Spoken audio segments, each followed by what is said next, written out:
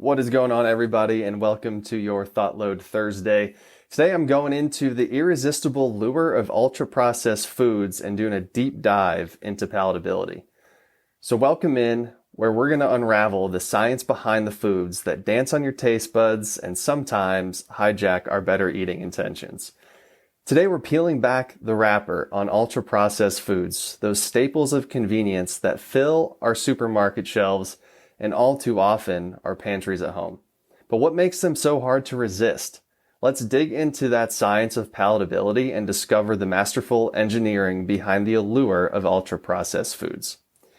So imagine walking down the snack aisle of your local grocery store.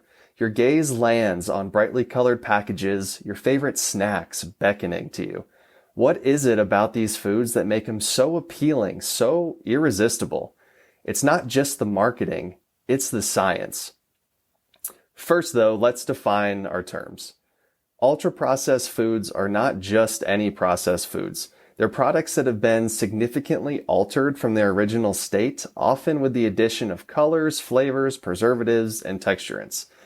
These additives transform the food's natural composition, making them highly palatable and convenient, but also a far cry from their original nutritional profile. So why do manufacturers create these ultra-processed products? The reasons include extending shelf life, maximizing taste, and ensuring a consistent product. But there's a deeper layer to this culinary engineering, targeting our biological preferences. Humans are biologically wired to seek out foods that provide quick energy and essential nutrients. This means we naturally gravitate towards foods that are sweet, salty, and fatty, all flavor profiles that signal high energy density to our brains. Ultra-processed foods are masterfully engineered to hit these marks, often in combinations that nature seldom provides, creating a taste experience that can overshadow natural foods as a whole. But it's not just the taste. Texture plays a crucial role.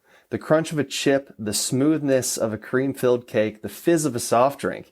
All these sensations contribute to what scientists call sensory-specific satiety. This principle explains how our desire for a food decreases as we eat it. But ultra-processed foods are designed to delay this effect, keeping us coming back for more. Now let's delve into the brain. When we eat something we enjoy, our brain releases dopamine, a neurotransmitter associated with pleasure and reward.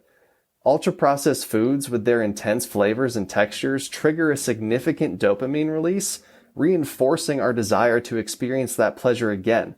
It's a cycle that leads to overeating as the brain starts to associate these foods with a reward, overshadowing the body's nutritional needs. There's also the factor of accessibility and marketing. These foods are not only everywhere, but they're also marketed aggressively, tapping into our emotions, our desires for convenience, and even our social practices. It's a potent mix of biology, psychology, and environment that makes ultra-processed foods so hard to resist. So what can we do? It's not about vilifying any food or preaching abstinence. It's about understanding the forces at play and making informed choices. Incorporating more whole foods into our diet, cooking from scratch when we can, and being mindful of the allure of ultra-processed foods can help us navigate our food environment more healthily.